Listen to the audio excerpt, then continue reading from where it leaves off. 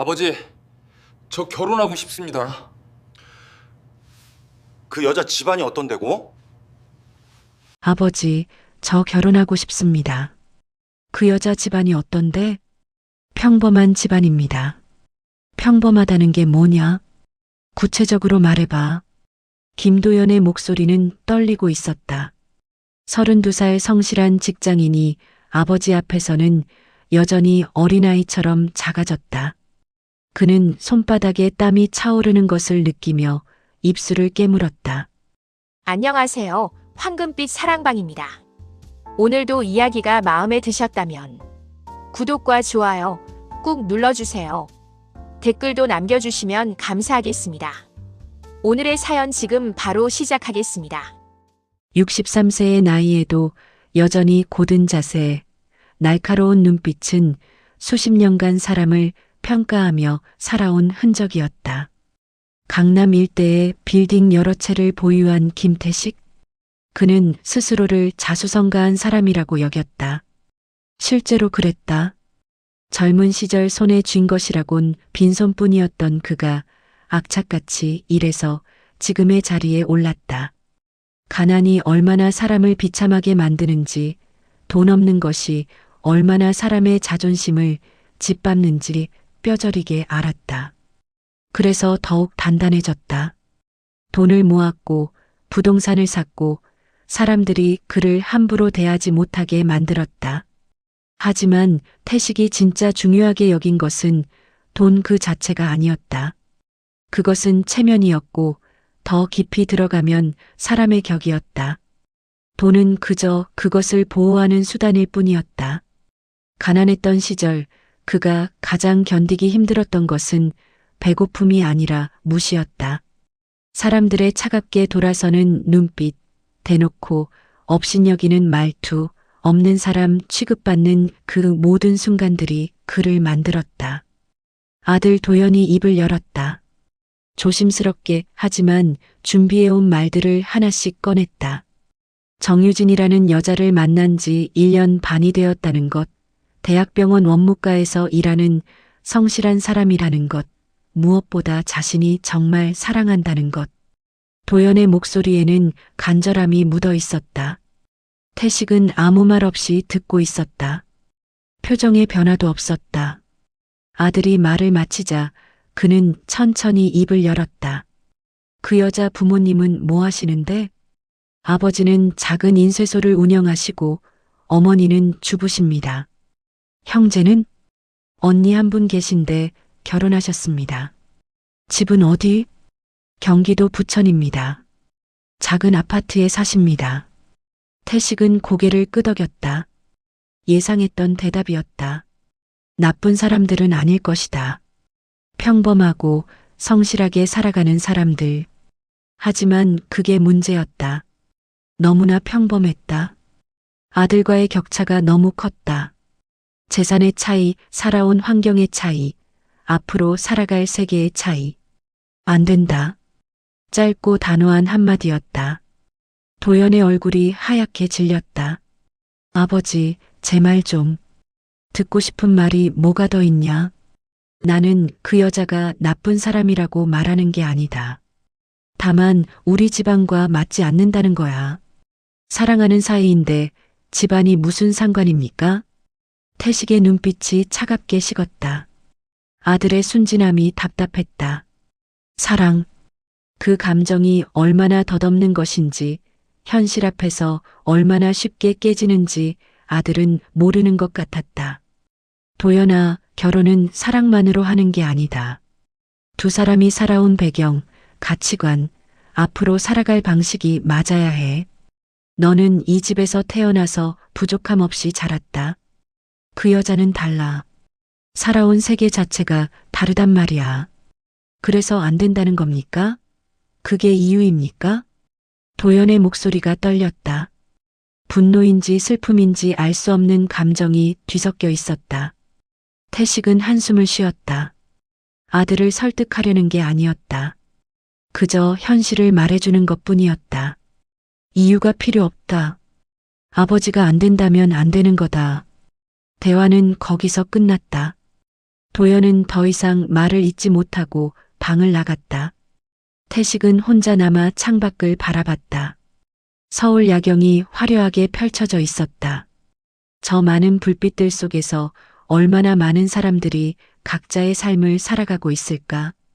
그리고 그중 얼마나 많은 사람들이 자신의 위치를 제대로 알고 있을까? 태식은 자신이 냉정한 사람이라는 걸 알았다. 하지만 그것이 잘못되었다고 생각하지 않았다. 세상은 원래 냉정했다.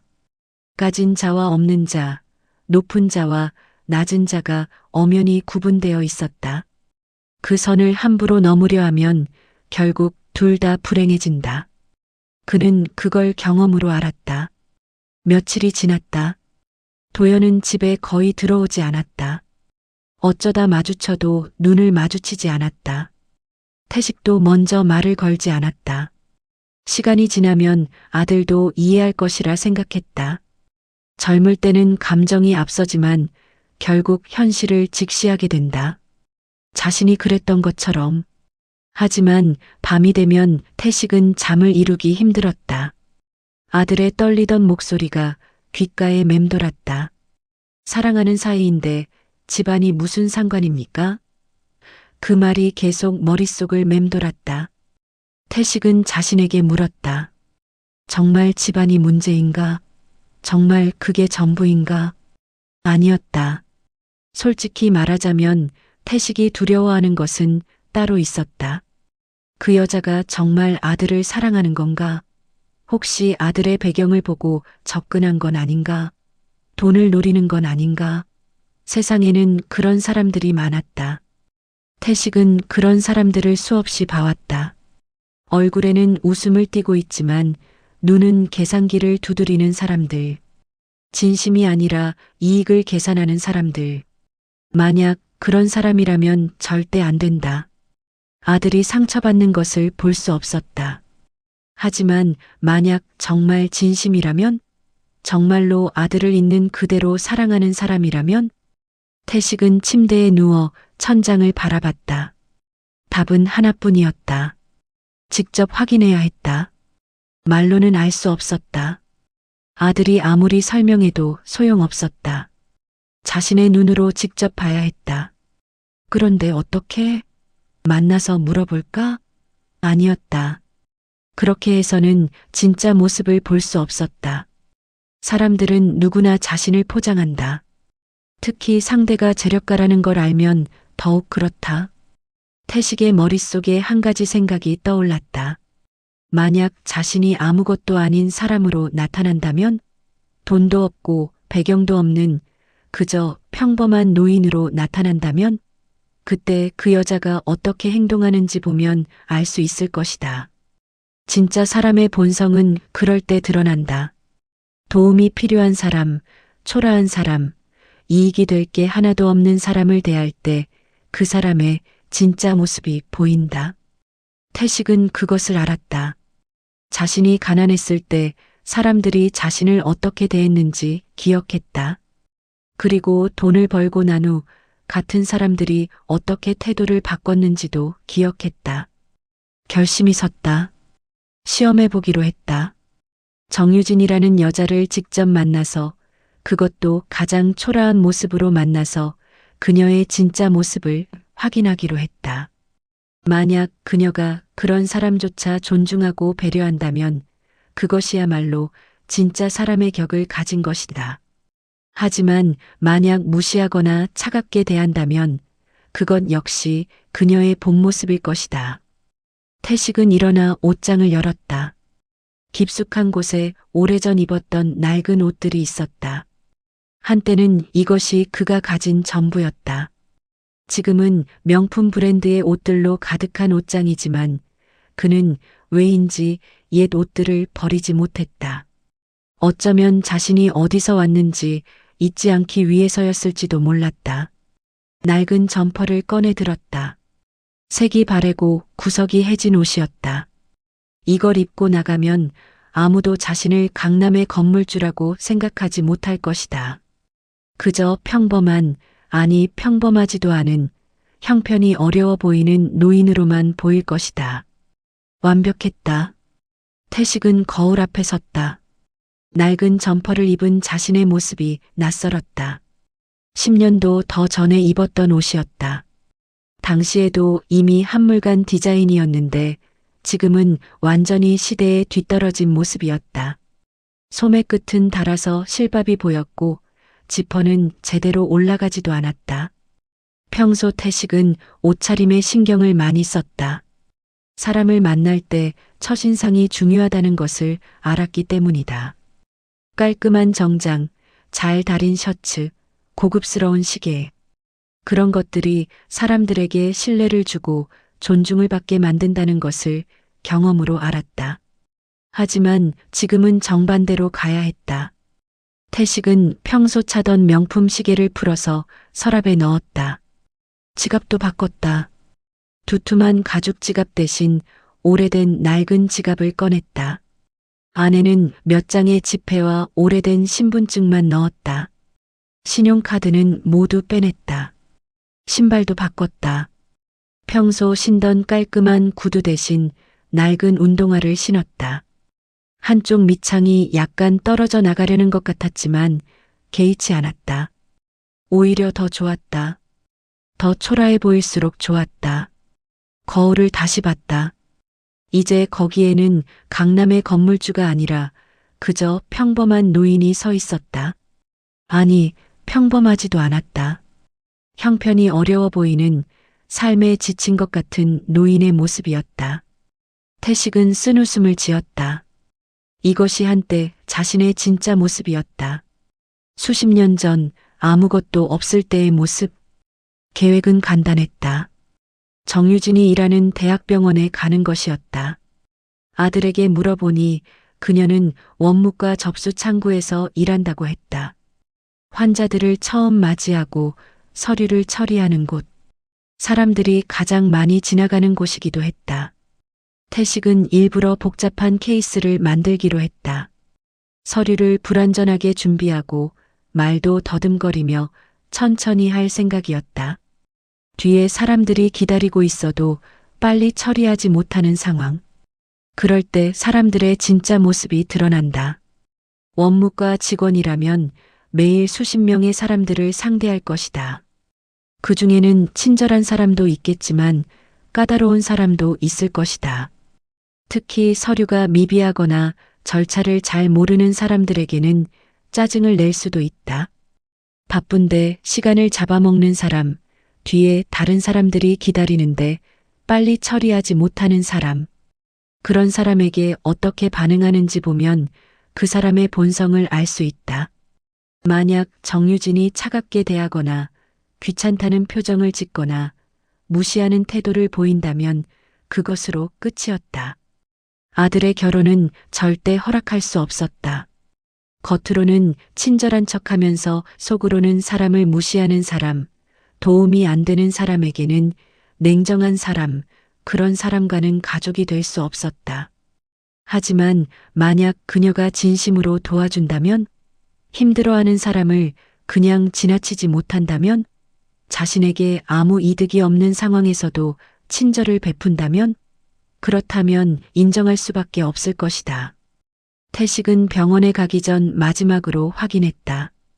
옷차림, 지갑, 준비한 서류들. 서류는 일부러 빠뜨린 부분이 있었다. 보험증도 예전 것을 가져왔다. 접수할 때 문제가 생기게 만들 생각이었다. 현관문을 나서면서 태식은 잠시 망설였다. 정말 이렇게까지 해야 하나? 하지만 곧 고개를 저었다. 해야 했다.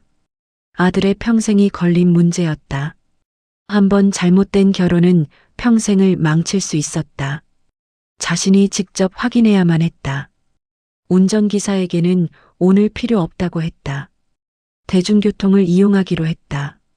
그것도 시험의 일부였다. 진짜 평범한 사람처럼 행동하는 것.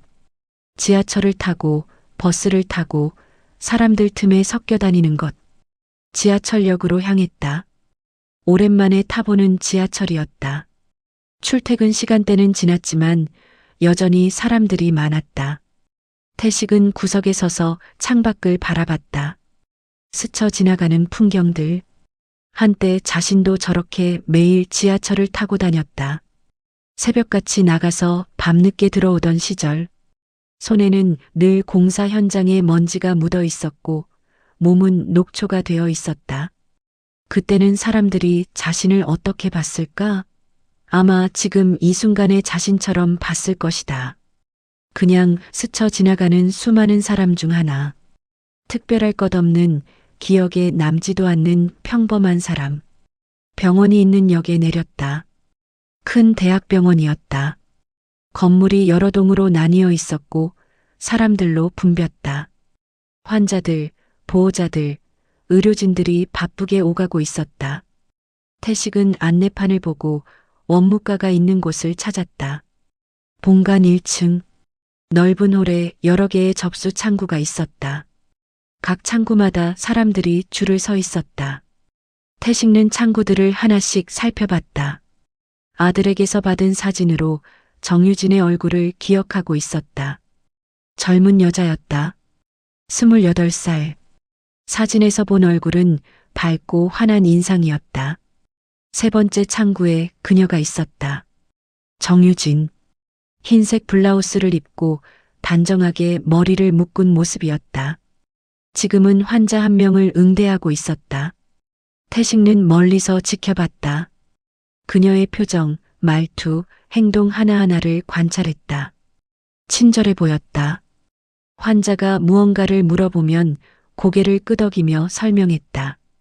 웃는 얼굴이었다. 하지만 그것만으로는 알 수 없었다. 업무상 친절은 누구나 할 수 있다. 진짜는 어려운 상황에서 드러난다.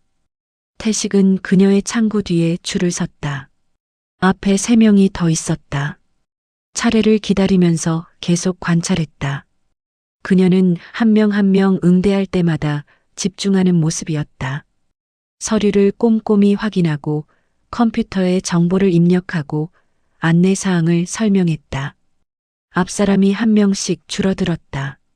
이제 태식의 차례가 다가왔다. 심장이 빨리 뛰기 시작했다. 오랜만에 느껴보는 긴장감이었다.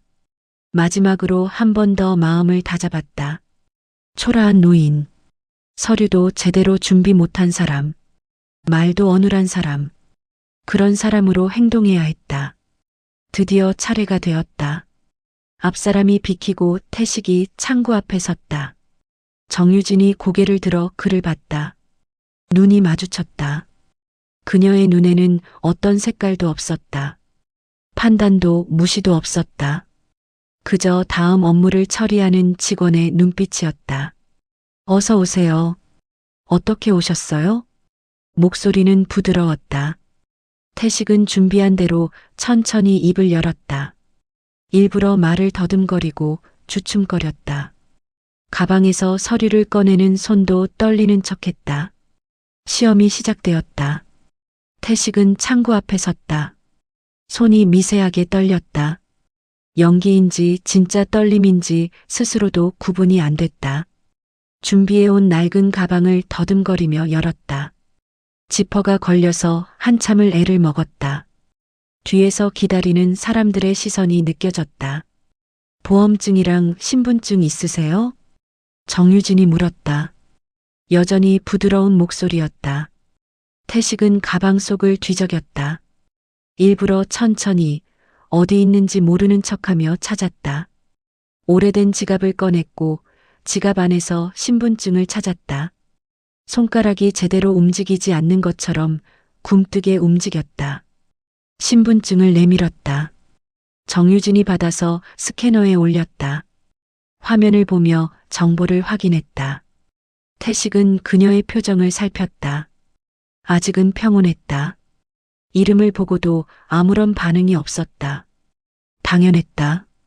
김태식이라는 이름이 흔한 이름이기도 했고 설령 아들의 아버지 이름을 알고 있다 해도 이런 모습으로 나타날 거라고는 상상도 못할 것이다. 보험증도 주세요. 태식은 다시 가방을 뒤적였다. 이번에는 조금 더 오래 걸렸다. 뒤에서 누군가 한숨 쉬는 소리가 들렸다. 시계를 보는 사람도 있었다. 점심시간이 다가오는 시간대였다. 사람들은 빨리 일을 끝내고 싶어 했다. 보험증을 찾았다. 하지만 이건 예전 것이었다. 유효기간이 지난 것을 일부러 가져왔다. 정유진에게 건넸다. 그녀가 받아서 확인하더니 미안한 표정을 지었다. 어르신, 이거 기간이 지났는데요. 혹시 새로 발급받은 거 없으세요? 태식는 잠시 멍하니 보험증을 바라봤다. 그리고는 고개를 저었다. 목소리를 낮게 깔았다. 이게 제일 최근 거예요. 다른 건 없는데. 그러면 잠깐만요. 확인 좀 해볼게요. 정유진이 전화를 들었다. 보험공단에 확인하는 것 같았다. 통화하는 동안 태식는 창구 앞에 서서 기다렸다. 뒤에 줄이 점점 길어졌다. 5명, 6명, 7명. 사람들의 표정이 점점 굳어갔다. 통화가 길어졌다. 정유진은 컴퓨터 화면을 보면서 뭔가를 확인하고 있었다. 태식는 그녀의 이마에 살짝 땀이 맺히는 것을 봤다. 업무가 밀리고 있다는 것을 알고 있었다. 뒤에 사람들이 기다린다는 것도 알고 있었다. 하지만 그녀는 서두르지 않았다. 어르신, 보험 자격은 유지되고 있는데요. 새 보험증을 우편으로 보냈다고 하네요. 혹시 못 받으셨어요? 우편? 잘 모르겠는데요. 혼자 사는데 우편물을 잘 안 봐서. 태식의 목소리는 조금 떨렸다. 연기가 아니었다. 이상하게도 진짜로 떨렸다. 이 상황이, 이 초라한 모습이 왠지 모르게 가슴을 먹먹하게 만들었다. 한때 정말 이랬었다. 혼자서 서류 하나 제대로 준비 못하고 사람들 앞에서 쩔쩔매던 시절이 있었다. 뒤에서 목소리가 들렸다. 아, 진짜. 얼마나 더 걸려요? 중년 여자의 목소리였다. 짜증이 섞여 있었다. 다른 사람들도 웅성거리기 시작했다. 태식는 뒤를 돌아봤다. 사람들이 자신을 보고 있었다. 그 눈빛들, 차갑고 짜증 섞이고 귀찮다는 표정들. 태식는 그 시선들을 피할 수 없었다. 정유진이 입을 열었다. 하지만 뒤에 사람들에게가 아니라 태식에게였다. 어르신, 괜찮아요. 제가 처리해 드릴게요. 조금만 기다려주세요. 그녀의 목소리에는 조급함이 없었다. 오히려 안심시키려는 것 같았다. 태식는 고개를 끄덕였다. 정유진은 다시 컴퓨터 작업을 시작했다. 빠르게 타자를 치고 화면을 확인하고 서류를 출력했다. 그 사이 뒤에서 계속 불만의 목소리가 들렸다. 다른 창구로 가야 하나? 저 할아버지 준비도 제대로 안 하고 왔네. 에휴, 재수 없어. 태식의 얼굴이 화끈거렸다. 평생 이런 말을 들어본 적이 없었다. 아니, 있었다. 아주 오래전에. 가난했을 때. 아무것도 아니었을 때. 사람들이 자신을 이렇게 봤었다. 귀찮은 존재. 시간 잡아먹는 사람. 준비성 없는 사람. 그때 정유진이 자리에서 일어났다. 창구를 빠져나와 태식 옆으로 왔다. 사람들이 잠시 조용해졌다. 그녀가 뒤에 줄 선 사람들을 향해 말했다. 죄송합니다. 조금만 기다려주세요. 곧 처리해드리겠습니다. 목소리는 정중했지만 단호했다. 사과하는 것이 아니라 이해를 구하는 것이었다. 그리고는 태식을 향해 몸을 돌렸다. 어르신, 서류가 좀 복잡한데 제가 도와드릴게요. 여기 앉으세요. 창구 옆에 있는 의자를 가리켰다. 태식은 당황했다. 예상하지 못한 행동이었다. 그녀가 직접 나와서 도와주다니. 보통은 빨리 처리하고 다음 사람을 받으려고 하지 않나? 괜찮습니다. 서서. 아니에요. 앉으세요. 시간 좀 걸릴 것 같아요. 정유진의 목소리는 부드러웠지만 거절할 수 없는 것이었다. 태식는 의자에 앉았다. 정유진도 옆 의자를 가져와 앉았다. 그리고는 태식가 가져온 서류들을 하나씩 펼쳐서 확인했다. 진료 의뢰서는 있으시네요. 근데 이것도 날짜가 좀 지났어요. 언제 받으신 거예요? 한 2달 전? 그럼 다시 받으셔야 할 수도 있어요. 어느 병원에서 받으셨어요? 태식는 적당히 근처 병원 이름을 댔다. 정유진이 고개를 끄덕이며 메모했다. 그녀의 손이 빨랐다. 필요한 정보를 정확하게 파악하고 정리했다. 프로페셔널했다. 뒤에서 여전히 사람들이 기다리고 있었다. 누군가는 다른 창구로 옮겨갔다. 누군가는 여전히 짜증스러운 표정으로 서 있었다. 정유진은 한 번도 뒤를 돌아보지 않았다. 오직 태식에게만 집중했다. 어르신, 오늘 어디가 안 좋으셔서 오신 거예요? 허리가 아파서요. 오래전부터 아팠는데 많이 불편하시겠어요. 정형외과 예약하실 거예요? 네. 정유진은 컴퓨터로 돌아가서 예약 가능한 날짜를 확인했다. 그리고 다시 태식에게 와서 설명했다. 언제가 가능한지, 어떤 검사를 받아야 하는지, 비용은 얼마나 드는지 하나하나 친절하게 설명했다. 태식는 그녀를 바라봤다. 젊은 얼굴이었다. 28살. 아직 세상 물정을 다 아는 나이도 아니었다. 하지만 그녀의 눈빛에는 진심이 있었다. 이 일을 그냥 기계적으로 처리하는 게 아니라 정말로 도우려 한다는 것이 느껴졌다. 어르신, 보험증은 제가 공단에 연락해서 빨리 재발급받을 수 있게 해드릴게요. 주소 확인 좀 할게요. 태식는 주소를 말했다. 물론 진짜 주소가 아니라 적당히 지어낸 주소였다. 정유진은 메모하면서 고개를 끄덕였다. 여기로 일주일 안에 도착할 거예요. 그 전에 진료 보시려면 임시로 확인증 발급해 드릴 수 있어요. 그게 가능한가요? 네, 가능해요. 제가 처리해 드릴게요. 그녀는 다시 컴퓨터 앞으로 가서 작업을 시작했다. 타자 소리가 경쾌하게 울렸다. 태식는 의자에 앉아서 그녀의 뒷모습을 바라봤다. 작은 체구였지만 움직임은 확실했다. 일 처리가 빠르고 정확했다. 몇 분 후 서류들이 출력되었다. 정유진이 가져와서 하나씩 설명했다. 접수증, 보험 확인증, 예약증, 모든 게 깔끔하게 정리되어 있었다. 이제 이거 가지고 2층 정형외과로 가시면 돼요. 접수는 제가 다 해놨으니까 거기서 이름만 말씀하시면 돼요. 태식는 서류를 받아들었다. 손이 떨렸다. 이번에는 연기가 아니었다. 진짜로 떨렸다. 목이 메는 것 같았다. 뭐라고 말해야 할지 몰랐다. 감사합니다. 겨우 그 말만 나왔다. 정유진이 웃었다. 환한 미소였다. 천만에요.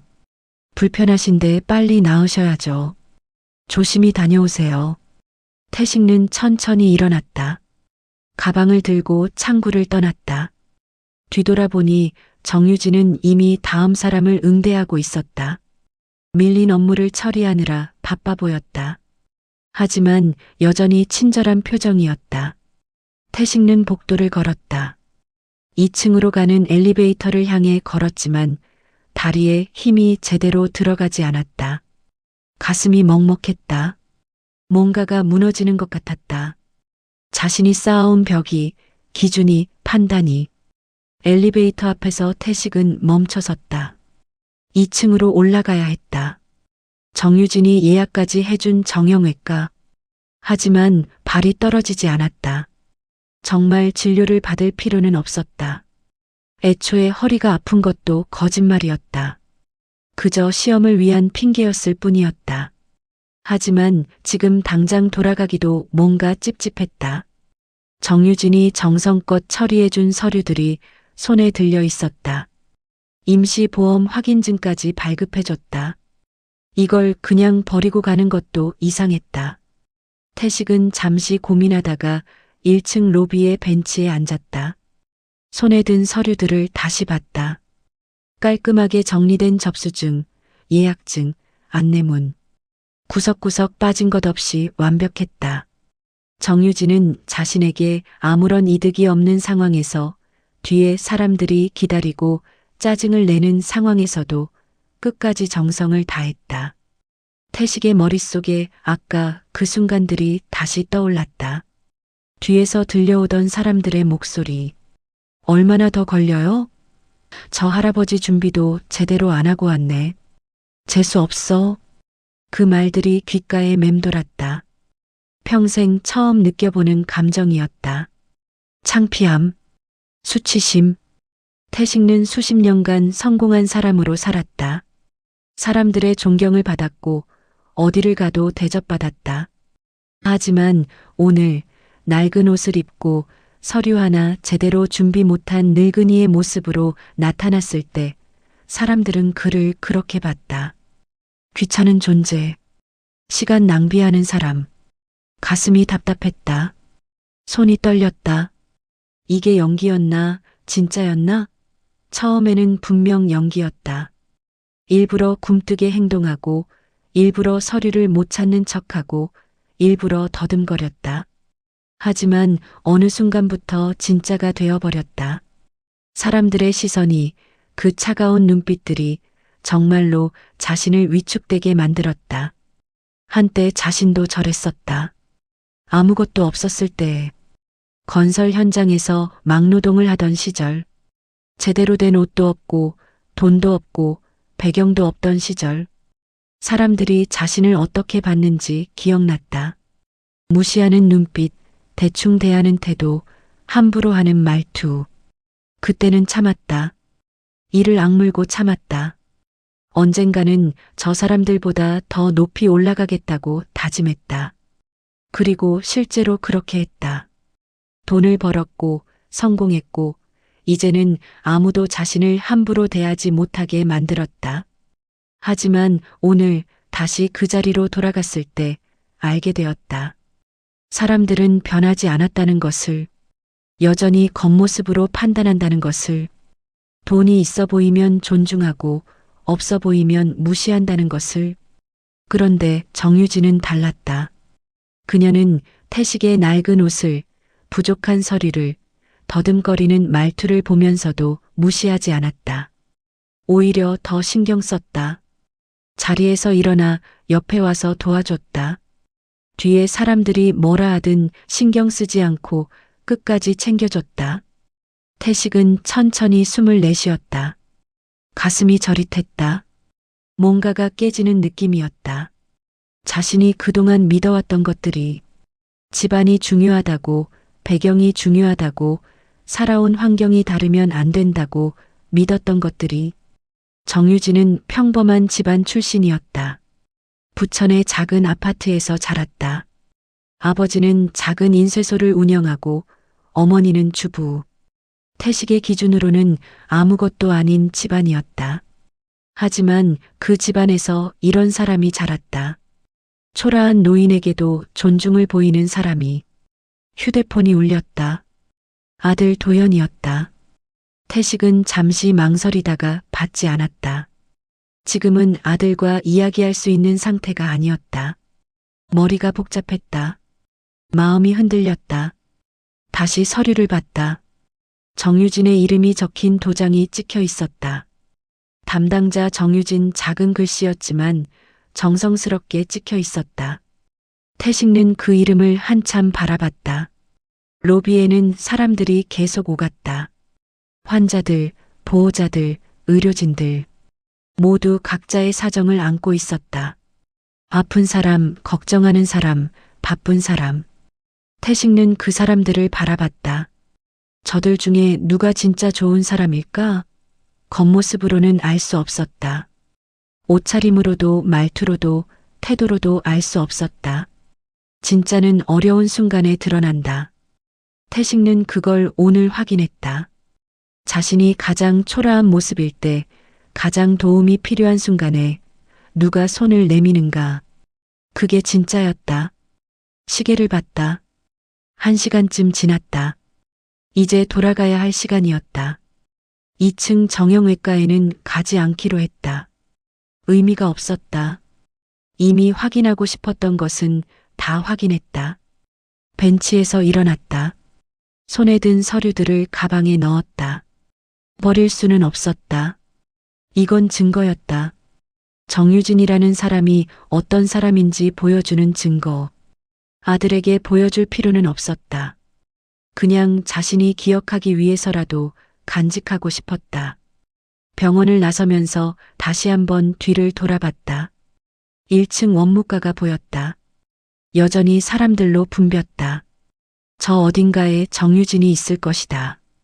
오늘도 수십 명의 사람들을 응대하면서 서류를 처리하면서 친절을 베풀면서 태식는 병원을 나와 지하철역으로 향했다. 발걸음이 무거웠다. 집으로 돌아가는 길이었지만 돌아가고 싶지 않았다. 아직 정리가 안 됐다. 마음이 생각이. 지하철을 탔다. 창밖을 봤다. 어둠 속을 달리는 전동차. 불빛들이 스쳐 지나갔다. 태식는 자신에게 물었다. 정말 집안이 중요한가? 정말 배경이 중요한가? 정말 살아온 환경이 사람을 결정하는가? 아니었다. 적어도 정유진은 그렇지 않았다. 그녀는 평범한 환경에서 자랐지만 평범하지 않은 사람이 되었다. 돈으로 살 수 없는 것을 가진 사람이 되었다. 진짜 사람의 격을. 태식는 눈을 감았다.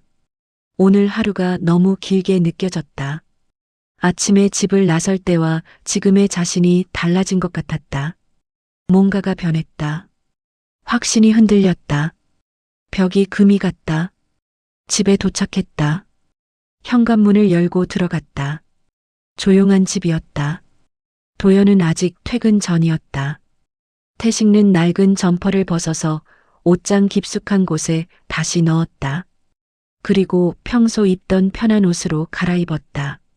거울을 봤다. 다시 원래의 자신으로 돌아와 있었다. 강남의 건물주.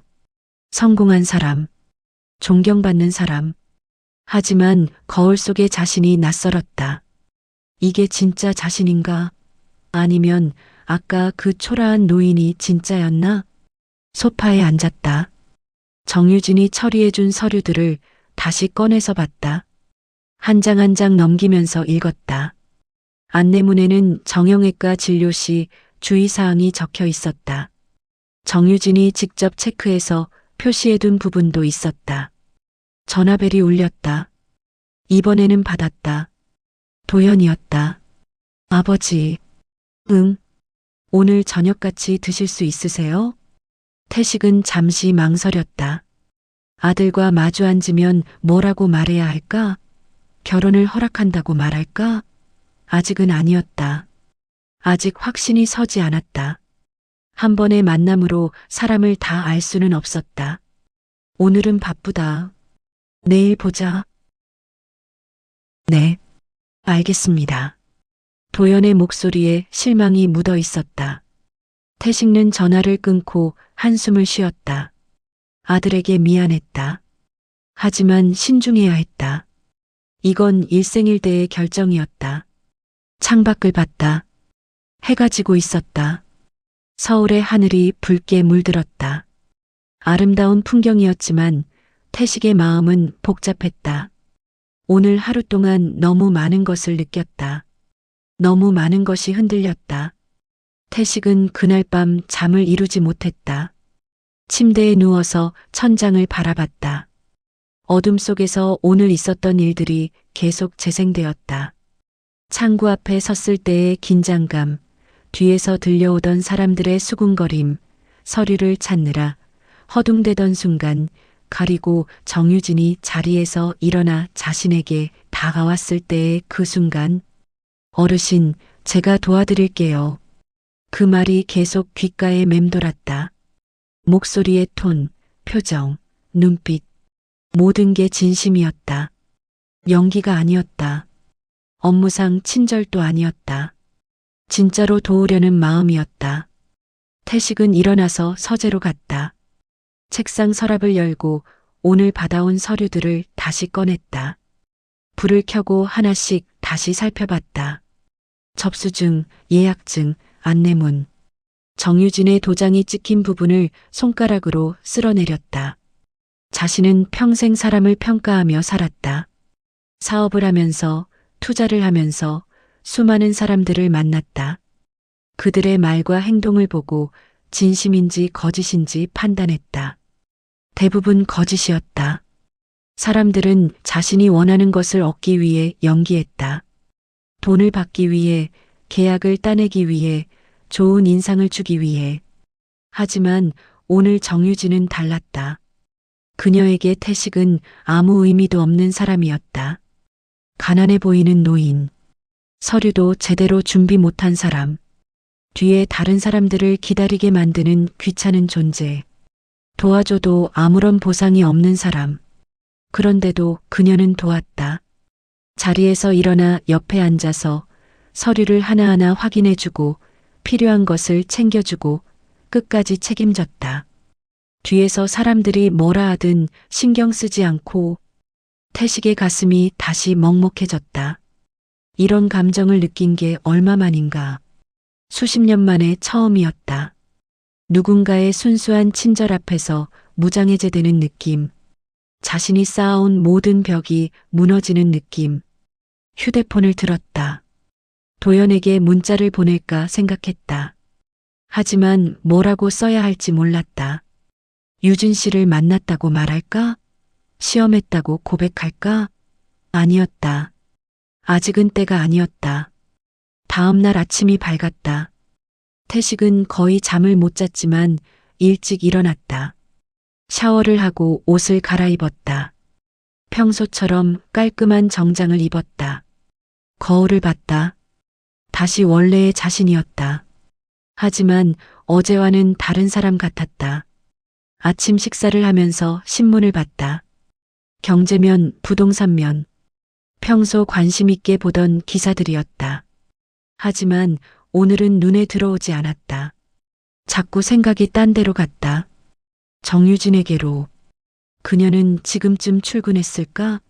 또 오늘도 수십 명의 사람들을 응대하고 있을까? 어제처럼 어려움을 겪는 사람이 나타나면 또 도와주고 있을까? 태식은 신문을 내려놓고 생각에 잠겼다. 자신이 정유진에게서 본 것은 단순한 친절이 아니었다. 그것은 사람에 대한 존중이었다.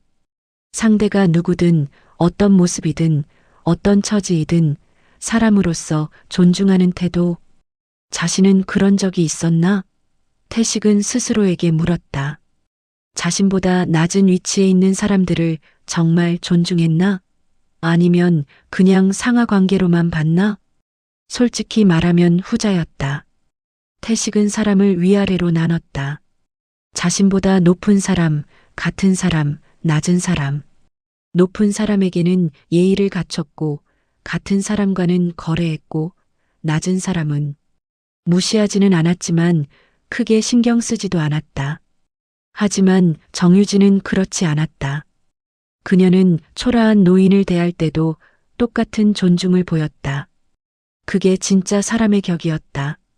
돈으로 살 수 없는 것, 배경으로 만들어지지 않는 것. 오전 내내 태식은 집안일을 처리했다. 관리인과 통화하고 서류를 확인하고 회계사와 미팅을 했다. 평소처럼 일상적인 일들이었다. 하지만 머릿속에서는 계속 같은 생각이 맴돌았다. 점심때쯤 도연에게 전화가 왔다. 아버지, 오늘 저녁 시간 되세요? 왜? 그냥 같이 식사하고 싶어서요. 태식은 잠시 망설였다. 아들을 만나면 결혼 이야기가 나올 것이다. 그리고 자신은 아직 결정을 내리지 못했다. 한 번의 만남으로 모든 걸 판단할 수는 없었다. 더 확인해 봐야 했다. 좋다. 어디서 만날까? 집에서 먹을까요? 제가 뭐 사올게요. 그래. 전화를 끊고 태식는 한숨을 쉬었다. 오늘 저녁 아들과 무슨 이야기를 해야 할까? 정유진을 만났다고 말할까? 아직 결정 못했다고 말할까? 오후에 태식는 다시 병원에 갔다. 이번에는 평소 옷차림으로 깔끔한 정장에 고급 시계를 차고 아무도 자신을 가난한 노인으로 보지 않을 모습으로 병원 1층 원무과에 도착했다. 어제와 같은 장소였다. 하지만 지금의 자신은 어제와 완전히 달랐다. 사람들이 보는 눈빛부터 달랐다. 존중하는 시선, 비켜주는 태도, 정유진의 창구를 찾았다. 그녀가 있었다. 어제처럼 환자를 응대하고 있었다. 태식는 멀리서 지켜봤다. 한 노부부가 창구 앞에 서 있었다. 할머니가 뭔가를 물어보고 있었고 정유진이 친절하게 설명하고 있었다. 태식는 더 가까이 다가갔다. 정유진의 목소리가 들렸다. 할머니, 여기 보세요. 이렇게 하시면 돼요. 서류를 펼쳐서 보여주고 있었다. 할머니가 잘 이해하지 못하는지 다시 물어봤다. 정유진은 짜증내지 않고 다시 설명했다. 천천히 또박또박. 뒤에 사람들이 기다리고 있었다. 하지만 정유진은 서두르지 않았다. 할머니가 완전히 이해할 때까지 설명했다. 할아버지도 뭔가 궁금한 게 있는지 물어봤다. 정유진이 대답했다. 마침내 노부부가 접수를 마치고 떠났다. 할머니가 고맙다고 인사했다. 정유진이 웃으며 인사를 받았다. 조심히 다녀오세요. 다음 사람이 창구로 다가왔다. 젊은 남자였다. 서류를 던지듯 내밀었다. 정유진이 받아서 확인했다. 남자는 휴대폰을 보며 기다렸다. 말도 거의 하지 않았다. 정유진은 똑같이 친절하게 처리했다. 필요한 정보를 물어보고 서류를 작성하고 안내했다. 남자는 고맙다는 인사도 없이 서류를 받아서 떠났다. 정유진의 표정에 변화가 없었다. 태식은 그 모습을 보며 확신했다. 이건 특정한 사람에게만 보이는 친절이 아니었다. 누구에게나 똑같았다. 노인에게도 젊은이에게도 친절한 사람에게도 무례한 사람에게도 이게 진짜였다. 사람을 사람으로 대하는 것. 상대의 모습이나 태도에 관계없이 존중하는 것. 그게 정유진이라는 사람이었다. 태식는 더 이상 머물지 않고 병원을 나왔다. 충분히 봤다. 확인했다. 정유진은 진짜였다. 아들이 사랑할 만한 사람이었다. 아니, 누구라도 존경할 만한 사람이었다. 집으로 돌아오는 길에 태식는 결심했다. 오늘 저녁 아들에게 말하기로. 결혼을 허락한다고. 하지만 어제 있었던 일은 말하지 않기로 했다. 그건 자신만의 비밀로 간직하고 싶었다. 정유진이 얼마나 좋은 사람인지 직접 확인한 그 경험을. 저녁 6시 도연이 집에 도착했다. 손에 음식이 든 봉투를 들고 있었다. 아버지가 좋아하는 중국 요리였다. 태식는 거실에 앉아 아들을 기다리고 있었다. 왔구나. 네, 아버지. 짜장면이랑 탕수육 샀어요. 도연은 부엌으로 가서 음식을 꺼내 놓았다. 접시에 담고 그릇을 준비하고 식탁을 차렸다. 태식는 그 모습을 지켜봤다. 성실한 아들이었다. 착한 아들이었다. 이 아이가 사랑하는 사람이라면 믿어도 되지 않을까? 식사를 시작했다. 처음에는 조용했다. 도연이 먼저 입을 열었다. 아버지, 유진이 이야기 좀 해도 될까요? 태식는 젓가락을 놓고 아들을 봤다. 도연의 눈에는 간절함이 있었다. 아버지의 허락을 받고 싶은 마음이 절실했다. 말해봐. 유진이는 정말 좋은 사람이에요. 아버지가 걱정하시는 것처럼 돈을 보고 제게 접근한 사람이 아니에요. 오히려 제가 누구인지 알고 나서 더 조심스러워했어요. 태식는 듣고 있었다. 도연이 계속 말했다. 유진이는 대학 때부터 장학금 받으면서 공부했대요. 졸업하고 바로 취직해서 부모님 도와드리고 있고요. 언니 결혼할 때도 자기가 번 돈으로 도와줬대요. 그래. 그리고 일도 엄청 열심히 해요. 병원에서 친절하기로 유명해요. 환자들이 유진이 창구로만 가려고 한대요. 태식는 고개를 끄덕였다. 그 말이 사실이라는 걸 알았다. 어제 직접 봤으니까. 아니, 오늘도 다시 확인했으니까. 도연아? 네, 아버지.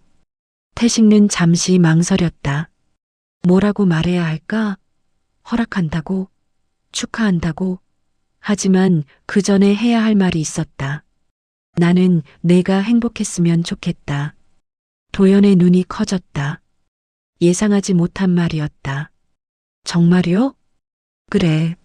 내가 정말 그 사람을 사랑한다면, 그리고 그 사람도 너를 사랑한다면 나는 반대할 이유가 없다.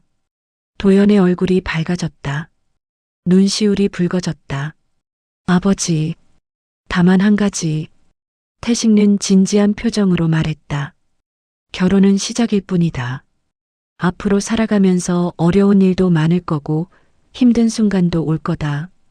그때 서로를 어떻게 대하느냐가 중요하다. 이해하겠느냐? 네, 아버지. 잘할게요. 유진이랑 잘 살게요. 태식는 아들의 어깨를 두드렸다. 도연이 눈물을 닦았다. 기쁜 눈물이었다. 식사를 마친 후 도연이 물었다. 아버지, 그런데 갑자기 왜 마음이 바뀌신 거예요? 태식는 웃었다. 대답하지 않았다. 어떻게 말할 수 있겠는가? 낡은 옷을 입고 병원에 가서 정유진을 시험했다고? 가장 초라한 모습으로 나타났을 때 그녀가 어떻게 대하는지 확인했다고? 그냥 생각을 다시 해봤다. 유진이 만나보실래요? 제가 소개해드릴게요. 태식는 고개를 저었다. 아니다. 나중에 만나도 된다. 결혼 준비하면서 자연스럽게 만나게 되겠지. 사실 태식는 정유진을 다시 만나는 게 두려웠다. 어제 그 순간을 그녀가 기억하고 있을까? 설마 자신이 도연의 아버지라는 걸 알아챘을까? 아니, 알 리 없었다. 그녀는 매일 수십 명을 응대한다. 하루 이틀 지나면 잊어버릴 것이다. 하지만 태식는 잊을 수 없었다. 평생 기억할 것 같았다. 자신이 가장 초라한 모습이었을 때 손을 내밀어준 그 사람을. 도연은 기뻐서 어쩔 줄 몰라 했다. 당장 유진에게 전화하고 싶어 했지만 태식과 말렸다. 내일 만나서 직접 말해라. 전화로는 안 된다. 네, 아버지. 감사합니다. 정말 감사합니다. 도연이 여러 번 인사했다. 태식는 괜찮다고 가서 쉬라고 했다. 도연이 자기 방으로 들어간 후 태식는 혼자 거실에 앉아 있었다. 창밖을 봤다. 밤이었다. 서울의 불빛들이 반짝였다. 저 많은 빛들 속에서 살아가는 사람들. 모두 각자의 삶을 각자의 방식으로 살아가고 있었다. 태식는 자신의 삶을 돌아봤다. 가난에서 시작해서 부자가 되기까지 그 과정에서 잃은 것들도 많았다. 순수함, 따뜻함, 사람에 대한 믿음. 언제부터인가 모든 사람을 의심하게 되었다. 누구도 믿을 수 없다고 생각했다. 하지만 정유진은 달랐다. 그녀는 아무것도 없는 사람에게도 손을 내밀었다. 이득이 없어도 보상이 없어도 그냥 사람이기 때문에 도왔다. 태식는 서재로 가서 금고를 열었다. 안에는 중요한 서류들이 보관되어 있었다. 부동산 등기부등본, 계약서, 통장, 자신의 재산을 증명하는 것들. 하지만 오늘 태식는 깨달았다. 진짜 중요한 것은 이런 게 아니었다. 사람의 가치는 가진 것으로 결정되지 않았다. 어떻게 행동하느냐, 누구를 어떻게 대하느냐, 그게 진짜였다. 서랍에서 어제 받은 서류들을 꺼냈다. 정유진이 처리해준 접수증, 예약증. 태식는 그것들을 금고에 넣었다. 재산 목록보다 더 귀중한 것 같았다. 이건 돈으로 살 수 없는 것이었다. 한 사람의 진심을 증명하는 것. 금고를 닫고 서재를 나왔다. 침실로 가서 침대에 누웠다. 어제는 잠을 못 잤지만 오늘은 편안했다. 결정을 내렸으니까. 옳은 결정을. 잠들기 전 태식는 생각했다. 정유진은 자신이 누구를 도왔는지 모를 것이다. 그냥 수많은 환자 중 한 명. 기억에도 남지 않을 사람. 하지만 그 사람이 자신의 며느리가 될 거라는 것을, 자신의 가족이 될 거라는 것을, 그리고 태식는 다짐했다. 정유진을 만나면 잘 대해주기로, 진짜 가족으로 받아들이기로, 집안이나 배경은 중요하지 않다는 것을 보여주기로. 일주일이 지났다. 도연과 정유진은 본격적으로 결혼 준비를 시작했다. 양가 상견례 날짜를 잡았고 예식장을 알아보기 시작했다. 도연은 매일 밝은 표정이었다. 아버지의 허락을 받고 나니 모든 것이 순조로웠다. 태식는 그 모습을 지켜보며 흐뭇했다. 하지만 한편으로는 마음 한구석이 불편했다. 정유진에게 자신이 누구인지 밝혀야 할까? 아니면 계속 비밀로 할까? 어느 날 저녁 도연이 태식을 불렀다. 아버지, 이번 주말에 유진이 부모님이랑 같이 오시기로 했어요. 상견례 겸 저녁 식사하려고요. 그래, 좋다. 유진이도 아버지 빨리 뵙고 싶대요. 제가 아버지 이야기 많이 해줬거든요. 태식는 미소 지었다. 어떤 이야기를 해줬을까? 엄격하지만 따뜻한 아버지? 성공한 사업가? 아니면 도연아, 나 할 말이 있다. 네, 아버지. 태식는 잠시 망설였다. 하지만 말해야 했다. 비밀로 하기에는 너무 큰 일이었다. 사실은 내가 유진 씨를 이미 만났다. 도연의 눈이 커졌다. 네, 언제요? 일주일 전. 내가 마음을 바꾸기 직전에. 어떻게요? 제가 소개해드린 적 없는데. 태식는 천천히 이야기하기 시작했다. 병원에 간 것, 낡은 옷을 입고 간 것, 일부러 서류를 불완전하게 준비한 것, 정유진의 창구 앞에 선 것. 도연은 입을 다물지 못했다. 믿을 수 없다는 표정이었다. 아버지가 그렇게까지 하셨어요? 그래. 나는 확인하고 싶었다. 그 사람이 진짜 좋은 사람인지 아니면 겉만 그런 건지. 그래서요? 뭘 보셨는데요? 태식의 눈빛이 부드러워졌다. 진심을 봤다. 그 사람은 초라한 노인을 대할 때도 똑같은 존중을 보였다. 뒤에 사람들이 기다리고 짜증을 내도 끝까지 도와줬다.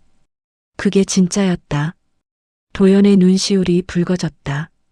아버지, 너는 좋은 사람을 만났다. 집안이나 돈보다 더 중요한 것을 가진 사람을. 나는 그걸 확인하고 싶었고 확인했다. 도연이 눈물을 닦았다. 아버지가 그렇게까지 신경 써줬다는 것에 감동했다. 동시에 유진에 대한 자부심도 느꼈다. 유진이한테 말씀드려야 할까요? 태식는 고개를 저었다. 아니다. 그건 비밀로 하자. 유진 씨는 자기가 한 일이 특별하다고 생각하지 않을 거다. 그냥 당연한 일을 했을 뿐이니까. 하지만 도연아, 어떤 사람은 보는 사람이 있을 때만 착하다. 하지만 진짜 좋은 사람은 아무도 보지 않을 때도 똑같다. 유진 씨가 그런 사람이다. 그걸 내가 확인했으니 그것으로 충분하다. 도연은 고개를 끄덕였다. 아버지의 말이 옳았다. 아버지, 감사합니다. 제 선택을 믿어주셔서. 아니다. 내가 내 선택을 믿은 게 아니라 유진 씨를 믿게 된 거다. 직접 봤으니까. 주말이 되었다. 정유진과 그녀의 부모님이 집을 방문했다. 태식는 정장을 차려입고 그들을 맞이했다. 현관문이 열리고 정유진이 들어왔다. 태식는 그녀를 봤다. 일주일 전 병원에서 본 그 사람. 하지만 지금은 상황이 완전히 달랐다.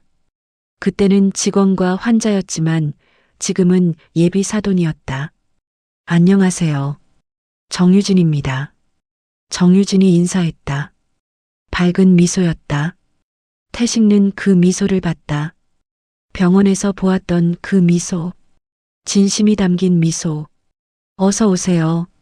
도연이한테 이야기 많이 들었습니다. 저도요. 뵙게 되어 영광입니다. 정유진의 눈을 봤다. 자신을 알아볼까? 하지만 그녀의 눈에는 아무런 인식도 없었다. 당연했다. 그때와 지금의 자신은 완전히 다른 모습이었으니까. 정유진의 부모님도 인사했다. 겸손하고 정중한 사람들이었다. 태식는 그들을 거실로 안내했다. 식사 준비가 되어 있었다. 식사하면서 이런저런 이야기를 나눴다. 정유진의 아버지는 인쇄소를 30년째 운영하고 있었다. 어머니는 주부였지만 봉사활동을 열심히 하고 있었다. 평범하지만 성실한 사람들이었다. 정유진은 밝고 예의 바른 모습이었다. 태식의 질문에 정확하게 대답했고 적절한 때에 웃었고 도연을 대하는 태도에서 진심이 느껴졌다. 태식는 그녀를 관찰했다. 일주일 전 병원에서 본 모습 그대로였다. 친절하고 배려 깊고 진심이 담긴 사람. 식사가 끝나갈 무렵 태식가 입을 열었다.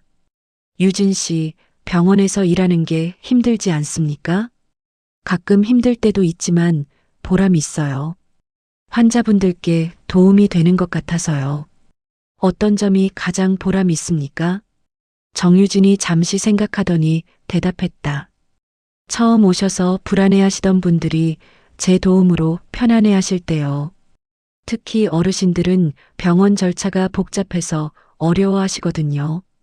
그분들께 차근차근 설명해드리고 잘 처리되면 정말 기뻐요. 태식의 가슴이 뭉클했다. 그 말이 진심이라는 걸 알았다. 일주일 전 자신이 바로 그런 어르신이었으니까. 좋은 마음가짐입니다. 계속 그렇게 일하십시오. 감사합니다. 최선을 다하겠습니다. 저녁이 끝나고 정유진 가족이 돌아갔다. 태식는 현관까지 배웅했다. 정유진이 마지막으로 인사했다. 오늘 초대해 주셔서 감사합니다. 다음에 또 뵙겠습니다. 잘 가십시오. 조심히 들어가시고. 차가 떠나고 태식는 거실로 돌아왔다. 도연이 기다리고 있었다. 아버지, 어떠셨어요? 좋았다. 좋은 집안이고 좋은 사람들이다. 유진이는요? 태식는 미소 지었다. 내가 고른 사람이니 좋지 않겠느냐. 도연이 환하게 웃었다. 태식는 아들의 어깨를 두드렸다. 그리고 혼자 생각했다. 정유진은 끝까지 자신을 알아보지 못했다. 그게 오히려 좋았다. 그녀에게 그날은 그저 평범한 하루 중 하나였을 것이다. 수많은 환자 중 한 명을 도와준 것뿐. 하지만 태식에게 그날은 특별했다. 자신의 편견이 깨진 날이었고, 진짜 사람의 가치를 다시 배운 날이었고, 아들의 선택을 믿게 된 날이었다. 결혼식 날짜가 잡혔다. 석 달 후였다. 태식는 예식 준비를 적극적으로 도왔다. 예식장 예약부터 하객 명단 작성까지 하나하나 챙겼다. 도연은 아버지가 이렇게까지 신경 써주는 것에 감사했다. 정유진과도 몇 번 더 만났다. 식사도 함께하고 예식장도 함께 보러 다녔다. 만날 때마다 태식는 그녀를 더 좋아하게 되었다. 첫인상이 맞았다는 것을 계속 확인하게 되었다. 어느 날 태식과 정유진이 둘이서 차를 마실 기회가 있었다. 도연과 정유진의 어머니가 예식장 계약건으로 나가고 둘만 남게 되었다. 유진 씨, 커피 드릴까요? 네, 감사합니다. 태식는 커피를 내려서 건넸다. 정유진이 받아 마셨다. 유진 씨, 궁금한 게 있습니다. 계속 1237 말씀하세요. 도연이와 결혼을 결심한 이유가 뭡니까? 솔직히 우리 집안과 유진 씨 집안은 많이 다르지 않습니까? 정유진이 잠시 생각하더니 대답했다. 처음에는 그게 부담이었어요. 도연 씨 집안이 어떤지 알고 나서 한동안 고민했어요. 제가 그런 집안에 들어갈 자격이 있나 싶었거든요. 그런데 왜 결심했습니까? 도연 씨가 저를 있는 그대로 봐줬어요. 집안이나 돈이 아니라 저라는 사람을 봐줬어요. 그래서 저도 용기를 냈어요. 제가 부족한 부분은 노력으로 채우면 되니까요. 태식는 고개를 끄덕였다. 좋은 생각입니다. 하지만 유진 씨, 부족한 게 아닙니다. 유진 씨는 이미 충분히 훌륭한 사람입니다. 정유진이 고개를 들어 태식을 봤다. 놀란 표정이었다. 감사합니다. 그렇게 생각해 주셔서 제 생각이 아닙니다. 사실입니다. 태식은 잠시 망설이다가 말을 이었다. 사람의 가치는 가진 것으로 결정되지 않습니다. 어떻게 행동하느냐로 결정되죠. 유진 씨는 그걸 잘 보여주는 사람입니다. 정유진이 미소 지었다. 감사하다는 표정이었다. 앞으로 잘하겠습니다. 도연 씨도 아버님도 실망시키지 않겠습니다. 실망할 리 없습니다. 나는 유진 씨를 믿습니다. 태식의 말에는 진심이 담겨 있었다. 정유진은 그걸 느꼈다. 눈시울이 붉어졌다. 아버님, 우리 가족이 되면 집안 구분 같은 건 없습니다. 우리는 한 가족입니다. 이해하겠습니까? 네, 감사합니다. 그날 저녁 태식은 오랜만에 편안한 마음으로 잠들었다. 모든 게 제자리를 찾은 것 같았다. 아들은 좋은 사람을 만났고 자신은 편견을 깼고 앞으로 행복한 가정이 꾸려질 것 같았다. 결혼식 날이 다가왔다. 일주일 전 태식은 혼자 조용히 그 병원을 다시 찾았다. 원무과 앞을 지나갔다. 정유진의 창구를 봤다. 그녀는 오늘도 환자들을 응대하고 있었다. 한 노인이 창구 앞에서 어려워하고 있었다. 정유진이 자리에서 일어나 다가갔다. 옆에 앉아서 도와주기 시작했다. 그 모습을 보며 태식은 미소 지었다. 변하지 않았다. 여전히 같은 사람이었다. 결혼을 앞두고도 바빠도 똑같은 마음으로 사람들을 대하고 있었다. 태식은 더 이상 머물지 않고 병원을 나왔다. 마지막 확인이었다. 그리고 확신했다. 정유진은 진짜였다. 평생 그렇게 살아갈 사람이었다. 결혼식 날이 왔다. 화창한 날씨였다. 예식장은 하객들로 가득 찼다. 태식은 예식장 입구에서 손님들을 맞이했다. 드디어 신부가 입장했다. 하얀 드레스를 입은 정유진. 아름다웠다. 하지만 태식가 본 것은 겉모습이 아니었다. 그 안에 담긴 사람됨이었다. 신랑 신부가 단상에 섰다. 주례가 말했다. 결혼은 두 사람이 하나가 되는 것입니다. 서로 다른 배경에서 자란 두 사람이 만나 새로운 가정을 이룹니다. 태식은 그 말을 들으며 생각했다. 서로 다른 배경? 자신은 그게 문제라고 생각했었다. 하지만 지금은 알았다. 중요한 건 배경이 아니라 사람이라는 것을. 식이 끝나고 피로연이 시작되었다. 신랑 신부가 하객들에게 인사하러 다녔다. 태식의 테이블에 왔을 때 정유진이 깊이 인사했다. 아버님 감사합니다. 잘 살겠습니다. 태식은 그녀의 손을 잡았다. 고맙소.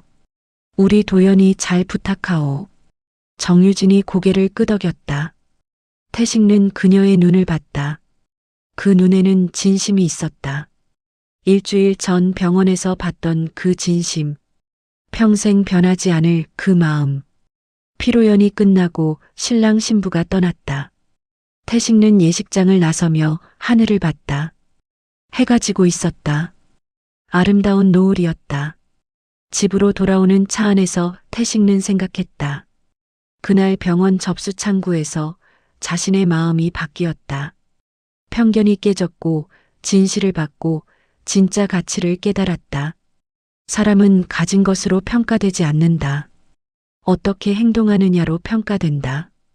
특히 도움이 필요한 사람, 초라한 사람, 아무 이득도 없는 사람을 대할 때, 그때 진짜 모습이 드러난다. 정유진은 그 시험을 통과했다. 아니, 시험이라는 것조차 모르고 당연하게 행동했다. 그게 더 대단했다. 보는 사람이 있든 없든 똑같이 행동하는 것. 태식는 창밖을 봤다. 서울의 야경이 펼쳐져 있었다. 수많은 불빛들, 저 빛들 속에서 살아가는 사람들 중 몇이나 진짜일까? 몇이나 진심으로 사람을 대할까? 하지만 적어도 한 명은 확실했다. 정유진. 이제 자신의 며느리가 된 그 사람. 태식는 미소 지었다. 아들이 좋은 선택을 했다. 자신도 좋은 결정을 했다. 집에 도착했다. 조용한 집이었다. 도연이 없으니 더 조용했다. 하지만 외롭지 않았다. 곧 명절이면 아들 내외가 올 것이다. 그리고 언젠가 손주도 생길 것이다. 태식는 서재로 가서 금고를 열었다. 그 안에 여전히 보관되어 있는 서류들. 일주일 전 병원에서 받은 접수증, 예약증. 태식는 그것들을 꺼내서 다시 봤다. 담당자 정유진. 그 이름을 손가락으로 쓸어내렸다. 이제 가족이 된 이름. 며느리의 이름. 태식는 서류를 다시 금고에 넣었다. 영원히 간직할 것이다. 자신의 편견이 깨진 날의 기억. 진짜 가치를 배운 날의 증거. 불을 끄고 서재를 나왔다.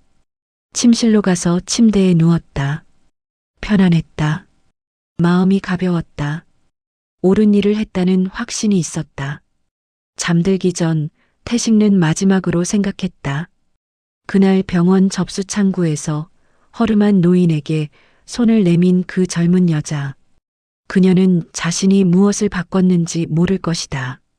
한 사람의 마음을, 한 가족의 미래를, 한 편견의 벽을. 하지만 그게 진짜 선함이었다. 보상을 바라지 않고 인정받으려 하지 않고 그냥 당연하게 행동하는 것. 정유진은 그런 사람이었다. 그리고 이제 가족이 되었다. 태식는 눈을 감았다. 평화로운 잠이 찾아왔다. 오랜만에 꿈도 없는 깊은 잠이었다. 마음이 편안했기 때문이었다. 옳은 결정을 했기 때문이었다. 그날 밤 태식의 집은 조용했다. 하지만 그 조용함 속에는 온기가 있었다. 새로운 가족을 맞이한 기쁨, 편견을 깬 자유로움, 진실을 발견한 만족감, 그리고 무엇보다 사람을 제대로 봤다는 확신. 겉이 아니라 속을, 가진 것이 아니라 행동을, 말이 아니라 진심을. 그것이 태식에게 평화를 주었다.